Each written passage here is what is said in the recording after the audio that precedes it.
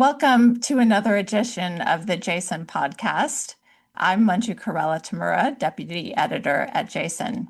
Today, we turn the spotlight on SGLT2 inhibitors, drugs that have transformed CKD care, and explore a new study examining their impact on patient-reported outcomes and quality of life. Beyond preserving kidney function, can SGLT2 inhibitors help patients feel better, move more, and live fuller lives? Today, we'll unpack the evidence from a new study, Effects of Dapagliflozin on Health-Related Quality of Life in Patients with CKD, and discuss what the findings mean for patients. Joining me to discuss these issues is Dr. Priya Vart. Welcome, Dr. Vart. Would you mind introducing yourself for our audience? Thank you. My name is Priya Vart. I'm assistant professor in the Department of Clinical Pharmacy and Pharmacology at University Medical Center Groningen in the Netherlands. I mainly study impact of medications among older patients with diabetes and chronic kidney disease, and also study their impact on patient-reported outcomes. Wonderful. So before we get to the study, I want to just take a step back.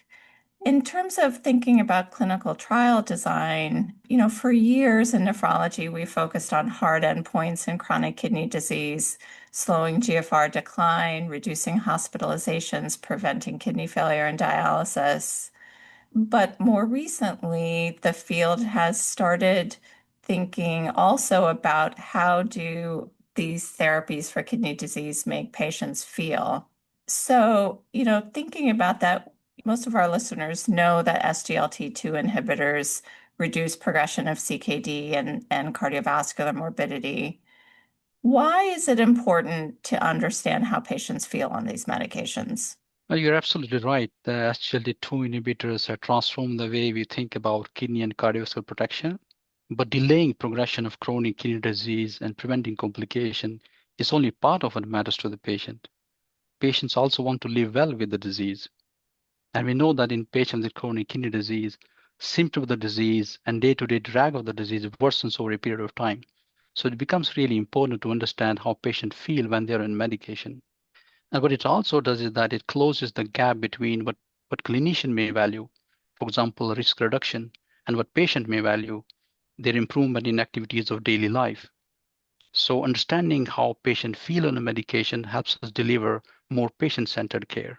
Yeah, thanks. It occurred to me as you were explaining this that if a medication makes a patient feel better, they're also more likely to adhere to it.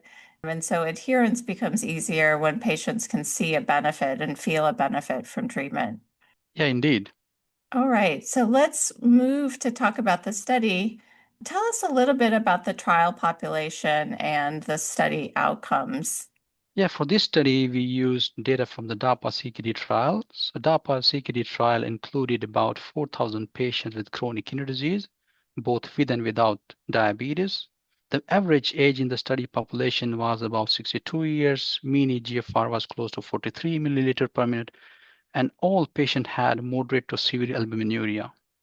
And for this study specifically, our focus was on health-related quality of life, which was measured using KDQL questionnaire. This is a kidney-specific tool that captures information on 5 different domains of quality of life. It captures information on physical function, mental function, and for kidney specifically, it captures information on symptoms, effect, and burden of the disease. And our main idea was to see whether HLT2 inhibitor, in our case, dapagliflozin, can help patients either preserve or improve their quality of life.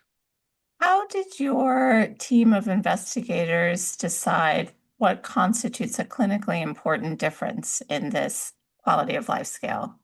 Well, that's a really important question. Unfortunately, we do not have any established or validated cutoff for clinically important difference. So for that, we had to rely on a more pragmatic approach where we used a change in quality of life score of 10 units or more as a meaningful change, and which was based on the similar cutoff being used in other patient population, including in dialysis population. But we also tested other thresholds like 5 and 15 to see whether trends really hold, and they did. Great, thank you for that explanation. So let's move to talk a little bit about the study findings. Can you summarize some of the main findings for us? Yeah, in this study, we found that dapagliflozin led to modest but sustained preservation in quality of life across multiple domains. And especially the effect what we see was on physical function, symptoms, and effect of the disease on daily life. When we looked at the risk of 10 units or greater decline in quality of life during the course of the trial, this risk was about 16% lower in patients who were randomized to dapagliflozin. And now importantly, this effect was consistent across all major subgroups, whether it was male or female, patient with diabetes, without diabetes, patient frail or non-frail. So that gives a confidence that the benefit of SGLT2 inhibitors is probably more widely applicable to a wide range of CKD patients. Now, the DAPA study followed patients for about 3 years. How early were these quality of life changes? How early did they appear? Were these early effects or were they late effects?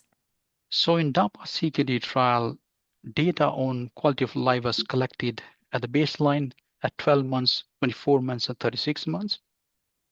We saw most effects in terms of the effect of treatment on improving quality of life. That what we see was at around 2 years.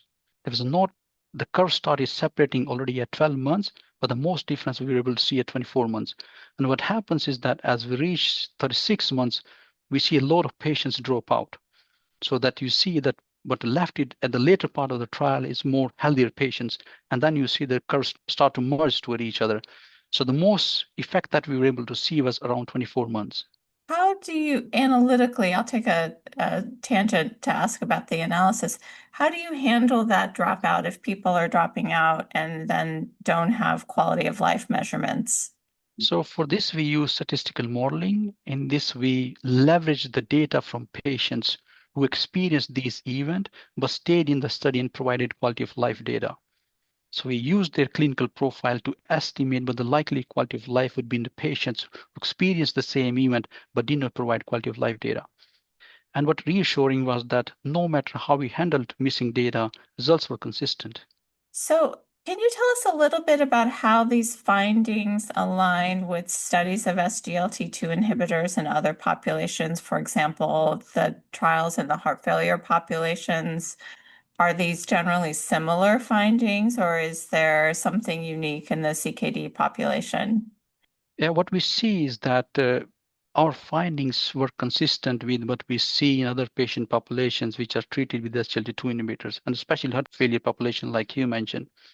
We saw that in DAPA-HF trial, we saw that in Impulse trial, where treatment with SGLT2 inhibitors improved patient-reported outcomes. And that includes symptoms, their physical function, and also overall well-being of the patient. What remarkable in those trials was that we start seeing effect on patients already within first few weeks of the treatment. While for chronic kidney disease, which may have more preserved quality of life at baseline, it takes a little bit longer to see that effect. So, what do you think explains these findings? Is it that the quality of life benefits, do you think, arise from averting clinical events like heart failure hospitalizations? Or is there something else driving these quality of life benefits, do you think? Mechanisms, I think, are mostly multifactorial. Part of the benefit may certainly come from delaying or preventing these clinical endpoints, for example, delaying or preventing hospitalization or kidney failure. But I think we also know that SGLT2 inhibitors lower blood pressure, they improve glycemic control, they also reduce body weight, and all of these can have an impact on how patient perform in terms of their physicality, but also their mental function. And beside what we also know that treatment with the SGLT2 inhibitors reduces the risk of congestions and also volume overload. And we also see some modest effect on hemoglobin levels. So that might make patient feel less fatigued. Another indirect mechanism may be that SGLT2 inhibitors lowers the decline in kidney function over a period of time. So the patient might feel that their kidneys are more stable now, and that might be reflected in how they report on their quality of life. So overall, it seems that there's a combination of biological, clinical, and psychological factors together that impact how patients really feel on this medication. Yeah, thanks for that explanation. Is there any work being done to try to tease this out and understand at a mechanistic level, what might be the main factors driving the quality of life improvements? What we saw within our study was we looked at the effect of treatment in patients who experienced clinical events, but also patients who did not experience clinical event. We saw that the significant part of the effect was actually explained by clinical endpoints. But we also saw that there was certain effect that was also observed in patients who did not experience clinical events. So that means there is part which is clearly explained by outside the effect of the medication or clinical endpoints. But the effect is relatively modest compared to what we see the effect of treatment on clinical endpoints. Another thing we also noticed is that the patient who did not have, for example, clinical endpoints, but had a reduction in USCR or improvement in EGFR, they also showed modest improvement in their quality of life. So maybe our study was not necessarily designed to look at this mechanistic pathway at this stage, but certainly we need further study to really understand what proportion of the effect of treatment on quality of life is explained by simply preventing or delaying clinical endpoint, or also the impact of on other physiological markers. Yeah, thank you. So, what do you think are the clinical implications of these findings? I'm thinking, it occurred to me as I was reading this exciting finding that there aren't that many therapies that we have in chronic kidney disease that improve quality of life. There's erythropoietin, but that, more so for advanced anemia. So this is one of the, you know, few therapeutics we have in CKD that has a demonstrated beneficial effect on quality of life. I'm wondering how you are thinking about that in terms of like how should the clinician incorporate that understanding into how they prescribe SGLT2 inhibitors? I think it has the two main implications. I think the first one was it gives an additional layer of motivation to prescribe and continue with medication, because it seems that SGLT2 inhibitors not only prevent or delay clinical endpoint, but also has an impact on how patients feel and function. And second, what I thought was remarkable was the consistent effect on quality of life we see in older patients and also frail patients. And we have to remember that these are the group of patients who are at much higher risk of not being prescribed SGLT2 inhibitors despite being eligible for it. There are some understandable reasons for that. There is a concern about benefit risk balance in these patients, but also limited life expectancy. But we see in this study that these patients also can meaningfully benefit in terms of preserving their quality of life, even within 2 to 4 years' time, which is the follow-up that we had in this study. So I think overall, it seems that SGLT2 inhibitors in dapagliflozin in this case is not only delaying or preventing clinical endpoint, but it also has an impact on how patients feel on this medication. And I think going forward, this can fundamentally change the conversation that we have with the patient in terms of their future. That's such a great point. It makes me think of a conversation I was having with my colleagues just this past week about prescribing SGLT2 inhibitors in 90-year-old patients from our clinic and how to weigh the risks and benefits. And there was clearly a variety of opinions in our group about, adding to polypharmacy in frail patients or the potential risks and the time to benefit. Even with SGLT2 inhibitors, the time to benefit for a kidney endpoint is probably on the order of years, but the quality of life benefits are much more immediate. That is a stronger argument for using them even in frail older adults, as you said.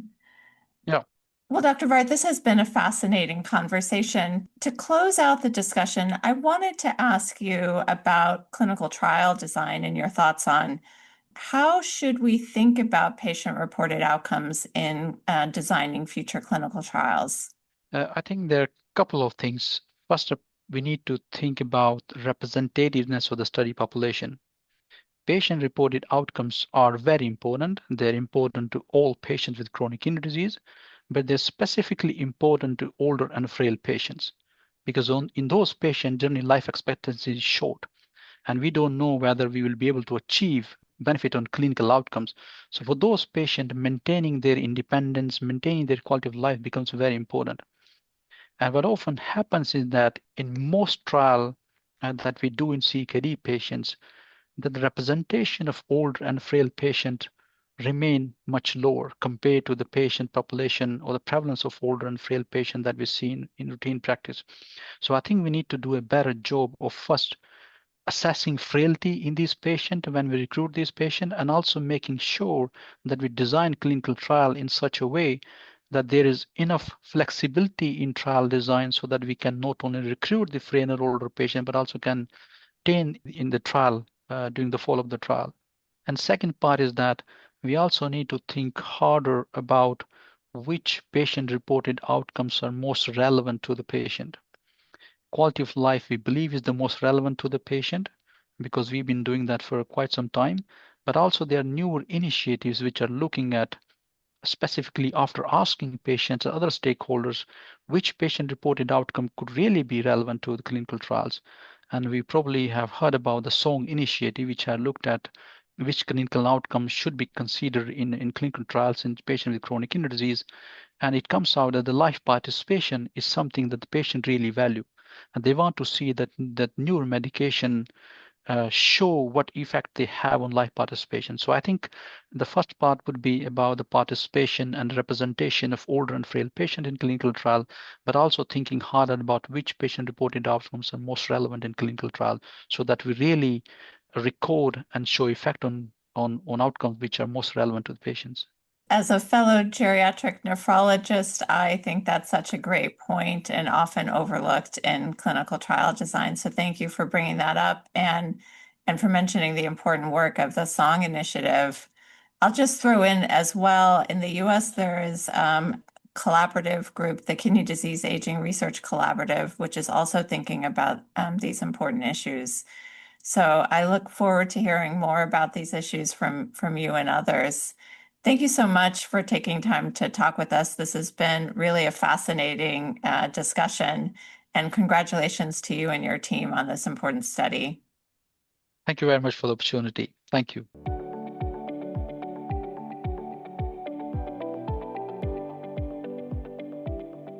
This podcast is copyrighted by the American Society of Nephrology.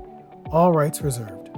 All content in this podcast is for informational purposes only and is not intended to be medical advice. This podcast should not be used in a medical emergency or for the diagnosis or treatment of any medical condition.